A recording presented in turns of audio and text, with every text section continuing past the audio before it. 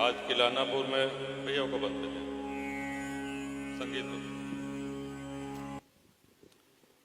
व्यासपीठ पर विराजमान परम आदरणीय देवव्रत जी महाराज, हमारे सभी श्रद्धेय वरिष्ठ जन, सभी माताएं, महाराज जी के साथ आपके साथ पधारे हुए सभी विद्वज्जन, संगीत मंडली, हमारे सभी अनुजवत छोटे भाई, आपने श्रीमद् भागवत कई बार सुनी होगी, कई बार सौभाग्य मिला होगा, लेकिन आदरणीय आचार्य जी ने जो धर्म के विषय में चिंता जताई, इस ओर आपका ध्यान आकर्षित करना चाहूंगा। देखें, आपके बोले के बाद कोनो ज्ञान दे वाली बात तो बची नहीं ना, हम इतना बड़ा ज्ञानी है कि आपके सामने बोल सकी, लेकिन हम सब का अपने अपने घरे जाए के आज हमार सनातन धर्म कौने स्थिति में है और आवे वाले 20 वर्ष 15-20 वर्ष बाद हम लोग कौने स्थिति में रहब, यह चीज के चिंतन, एक मंथन हमका अवश्य करे चाहिए। हमको आजादी कब मिली सभी लोग जानते हैं, 15 अगस्त 26 जनवरी को गणतंत्र हुआ। विश्व का सबसे बड़ा लोकतंत्र है।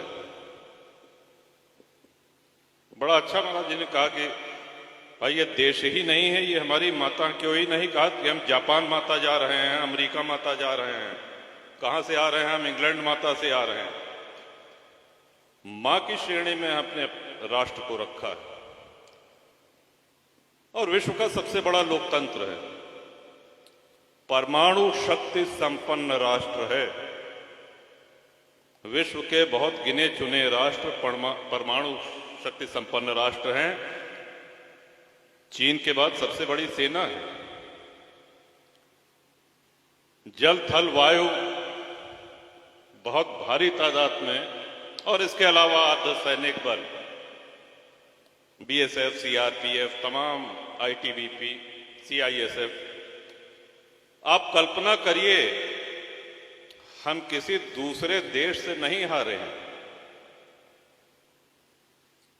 16 जनवरी 1990 धर्म के आधार पर, हिंदू होने के कारण, एक रात के अंदर कश्मीर से 5 लाख हिंदुओं को विस्थापित कर दिया गया।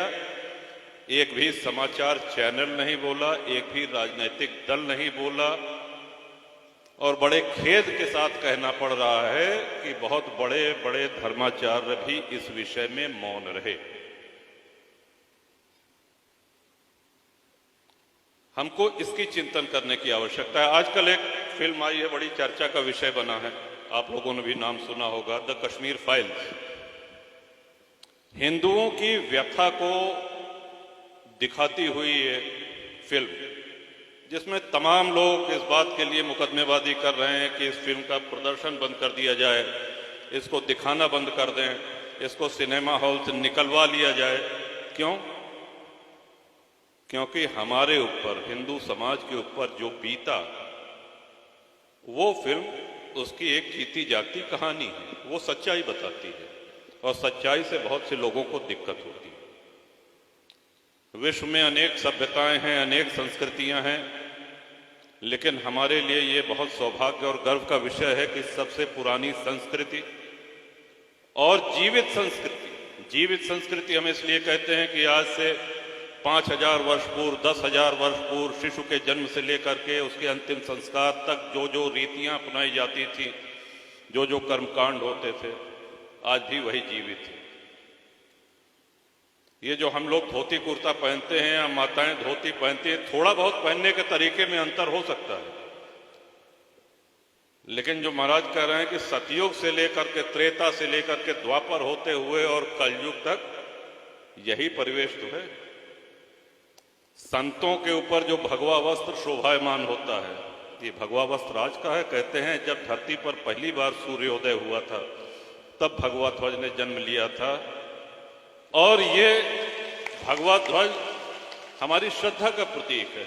ये चारों एक जीवित संस्कृति है हमारी। लेकिन क्या जीवित संस्कृति को जीवित रखने के लिए हमारा कोई अपना दायित्व बनता है कि नहीं, कि सब आचार्य गणों को जिम्मेदारी दे दी गई है? हम अपने घर में अपने बच्चों से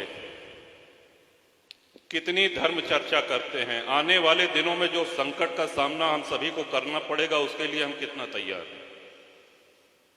हम बहुत अच्छे शिक्षित हैं, ईश्वर की कृपा से घर में सब नौकरी कर रहे हैं, खाते पीते घर के हैं, ईश्वर ने किसी चीज की कमी नहीं रखी है, अच्छी बात है। लेकिन हम अपने धर्म, अपने संस्कृति के प्रति कितने निष्ठावान हैं? और हम क्या, आज संचार के माध्यम आप देखें कितने बढ़ गए हैं। पहले जो टेलीफोन हुआ करता था, अब तो हर हाथ में टेलीफोन है, बल्कि हर हाथ में एक मूवी कैमरा कह लीजिए या इंटरनेट कह लीजिए, सब कुछ है। पहले आपको किसी विषय को पता लगाने के लिए लाइब्रेरी से किताब लेनी पड़ती थी या ढूंढना पड़ता था। आज तो आप गूगल पे जाइए और तुरंत आपकी शंका का समाधान या आप जो जानकारी चाह रहे हैं वो जानकारी आपको उपलब्ध हो जाएगी। इस जानकारी में आप किस दिशा की ओर अपने दिमाग को मोड़ रहे हैं, खासतौर से हम अपने अनुजों से कहना चाहेंगे। ठीक है, मनोरंजन का एक थोड़ा सा समय रखिए, लेकिन ये भी याद रखिए कि विश्व में जितनी सभ्यताएं, संस्कृति हैं, सबसे अधिक सामूहिक नरसंहार ये हिंदुओं का हुआ।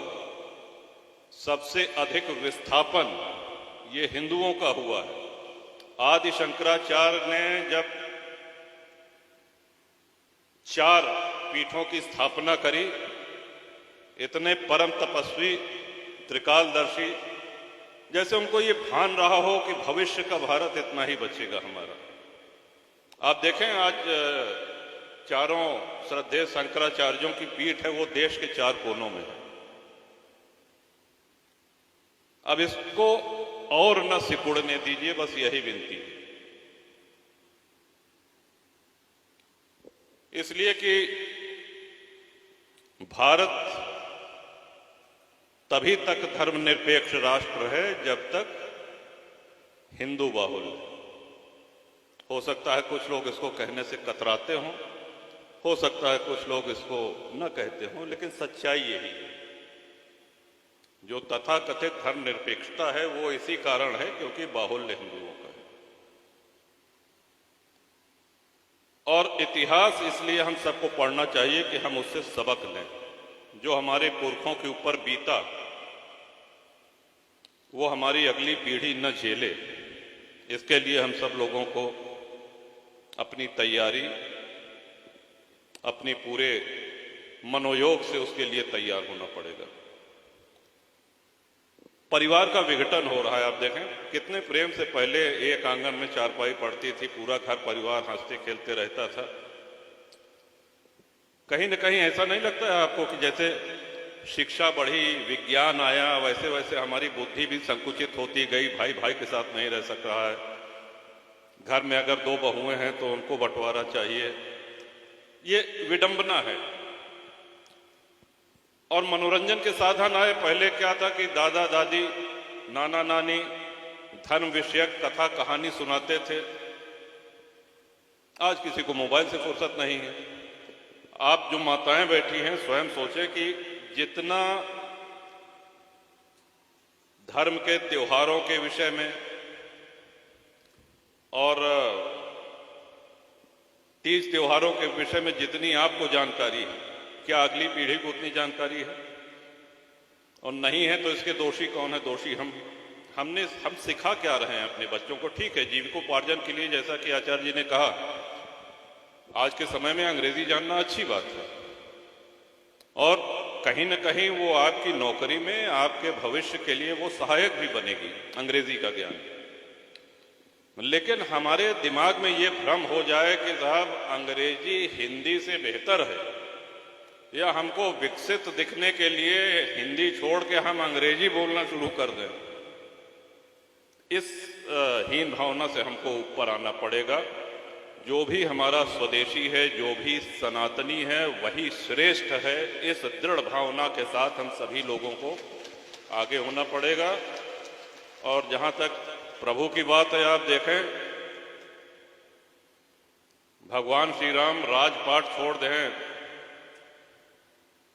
संपत्ति छोड़ दें, वनवास चला गए, आभूषण उतार दें, बलकल वस्त्र धारण कर लें, लेकिन धनुष बाण छोड़े का? धनुष बाण का है बरे ले? अरे भगवान श्री राम की बात जाने दीजिए, हनुमान जी महाराज का लहराते रहे बताओ, और वही गदा से कई जने का सुधार है। अगर गदा न हो, हमारा आशय आप समझ गए होंगे, शास्त्र के साथ शस्त्र, दुरुपयोग नहीं, आत्मरक्षा के लिए, अपनी संस्कृति, अपनी सभ्यता की रक्षा के लिए। ये हमारे वेदों में, हमारे धर्मशास्त्रों में कहा गया है। और ईश्वर ने जो निराकार हैं, वो नराकार होकर के उन्होंने इसका उदाहरण प्रस्तुत किया है। भ्रिकुटी विलास सृष्टि लय होई, जितनी देर में हम लोग पलकें झपकते हैं, उतनी देर में सृष्टियों का प्रलय और निर्माण करने में सक्षम प्रभु, उनको अवतार लेना क्यों पड़ा? भक्तों के हित में? रावण को या कुंभकर्ण को मारने के लिए या खरदूषण को मारने के लिए? क्या ये आवश्यक था कि भगवान आते? उनके तो भ्रिकुटी विलास सृष्टि लय हुई, लेकिन आकर के उन्होंने आने वाले युगों में सनातनियों की पीढ़ियां उनके उस मर्यादा पुरुषोत्तम रूप का चिंतन करें और अपनी मुक्ति का मार्ग प्रशस्त करें, इसलिए उन्होंने आकर के अवतार लिया। भगवान श्री राम ने, भगवान श्री कृष्ण ने लीलाएं करी, हमको सन्मार्ग दिखाया। और जैसा कि हम हमेशा कहते हैं कि ये सौभाग्य बहुत कम दिन मिलता है। आचार्य जी आए हैं, आज 9वां दिन है कि 7वां दिन? 7वां दिन, और आज विश्राम है। 7 दिन से आप सभी को सौभाग्य मिल रहा है कथामृत पान का,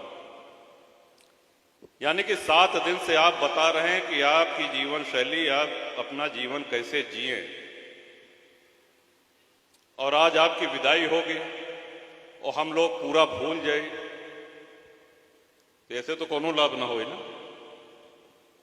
वैद्य बहुत अच्छे हैं, रोगी गए, रोगी ने अपनी नब्ज दिखाई, वैद्य ने नब्ज देखी,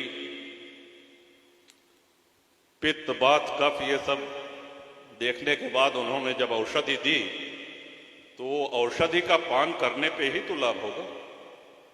औषधि तो आप जो बता के जा रहे हैं वो अनमोल है, अद्वितीय है, अकाट्य है, लेकिन उस औषधि का पान हम सब लोग करते रहें और अपने घर के बच्चों को कराते रहें, यही मां शारदा से कामना है। महाराज जी, आपको भी हम सभी लोगों की तरफ से ढेर सारी शुभकामनाएं। मां शारदा की विशेष कृपा है आपके ऊपर, उस कृपा में और वृद्धि हो।